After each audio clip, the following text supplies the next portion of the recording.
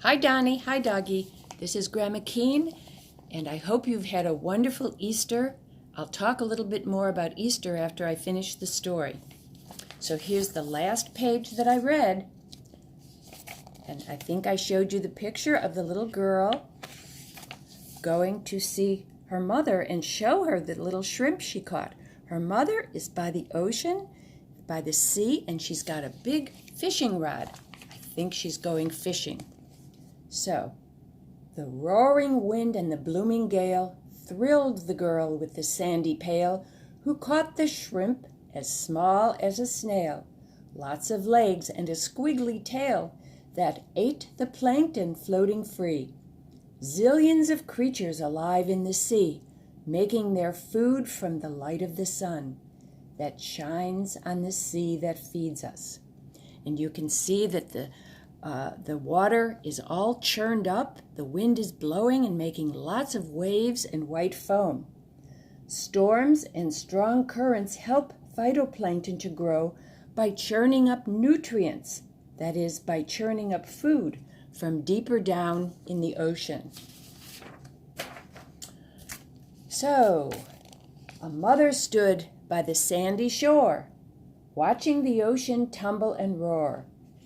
She hugged the girl with the sandy pail.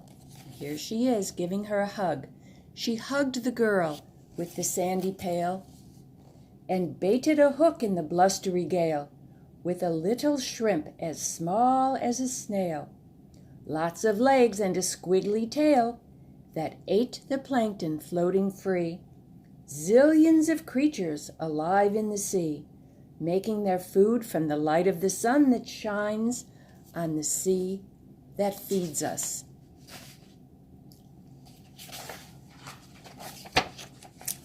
Oh, and here is a big fish. And look, he's eating the shrimp that's on that hook. Fish like this black sea bass eat shrimp or smaller fish, which eat zooplankton, which eat phytoplankton.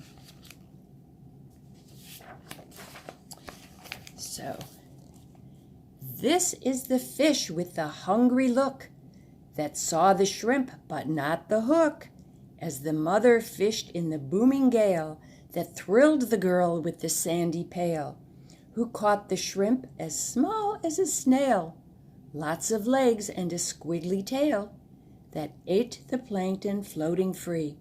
Zillions of creatures alive in the sea, making their food from the light of the sun that shines on the sea that feeds us.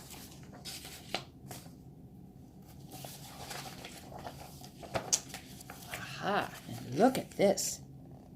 When the wind had gone its way and the fiddler crabs came out to play, a barefoot man, all jolly and brown, built a fire as the sun went down.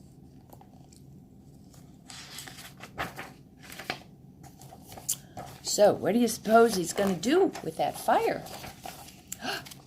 Here he is. The people, as they began to cook, thanked the fish with the hungry look. They thanked the sea that feeds us all, that feeds the creatures great and small.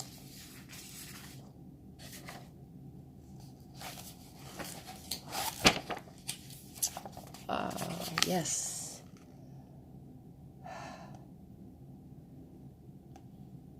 They thanked the sea that feeds us all, that feeds the creatures great and small, that feeds the crabs and feeds the whales, and feeds the sharks and feeds the snails, and feeds the ocean's fabulous fishes, a feast of their favorite seafood dishes, and feeds each shrimp as small as a snail, lots of legs and a squiggly tail, a supper of plankton floating free, zillions of creatures alive in the sea.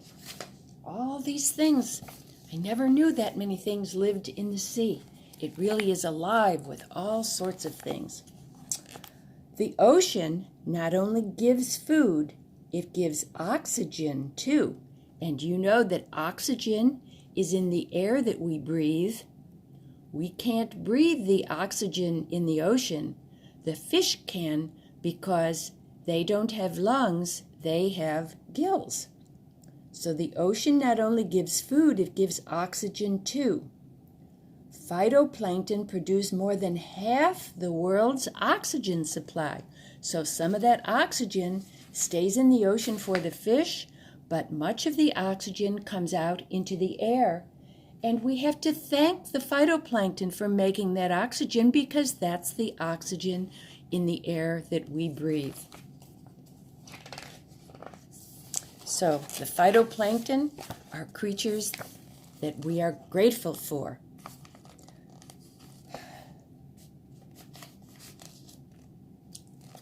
So where are we here? Yes.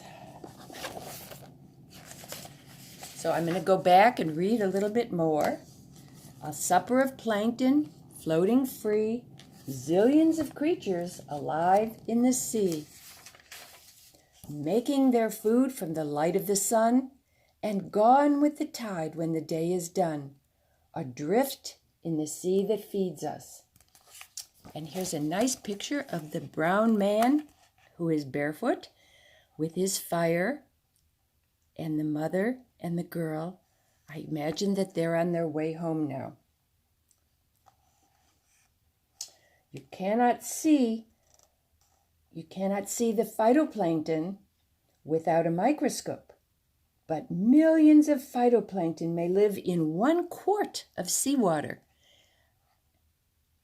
The silent, invisible basis of life in the sea. And that's the end. And maybe another time, if you'd like to know more about life in the sea, I'll find another book and can read it to you. But this next week, I will find a different kind of book that I hope you will also enjoy. So, goodbye for now. I hope you have a very nice day home with your mom and continuing to learn. I'm sorry your schools are closed, but that's for your own safety, of course, and we'll hope that everybody stays well and safe in our own houses, because we're in the house too. We're not supposed to go out too much. So we will try to do things to stay busy and to learn, and I will share more books with you. And I will send you a picture or 2 pictures to show how we celebrate Easter here. We celebrate Easter by going to church. We also celebrate Easter by giving children a basket that has some toys and some candy in it, and usually some eggs also, because eggs are a sign of spring, a sign of flowers growing and life coming back, and that's a symbol for Jesus rising from the dead. So I'll send you a picture of an Easter basket, and next year, if I visit you around Easter time, I promise I will bring you an Easter basket. I don't know if you have those in Ethiopia, so let me know. Bye-bye now. Take care, and I love you.